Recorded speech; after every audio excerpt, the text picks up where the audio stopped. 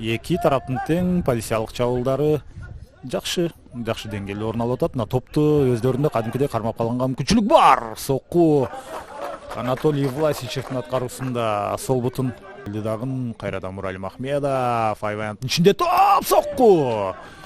Дээрлик бир карыштай өйдөрөөк өттү. Жакыпбеков ал биринчи категорияда кала сокку. Азыр болсо мына ушул жерде өтө кооптуу болуп чыкты. Ошондуктан топ серпилгенде башкача серпилет.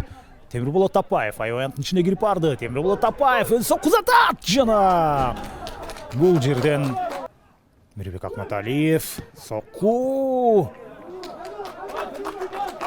Михаил Паюш.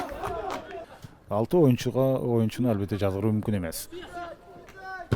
Ох, өзгөчө кагылышуу, бирок бул кызыл кагаз болуп калышы ыктымал. Тынчтангыла, албетте тынчтангыла. Бул жерде чыңалуу өтө жогорку деңгээлге чыгып кетти.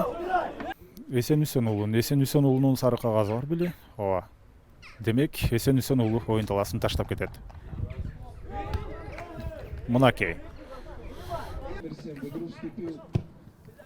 Топ аябанттын ичинде жана кокустук орун алып кетти. Гол! Мынасыгы башаламандык.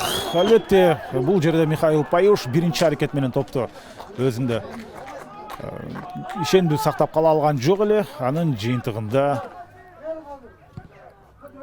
бош аймак. Карасаңыздар, Азамат Абдуллаев өзү жалгыз эле коргонуп жүргөндөй таасир калтырып атат. Анын соккусу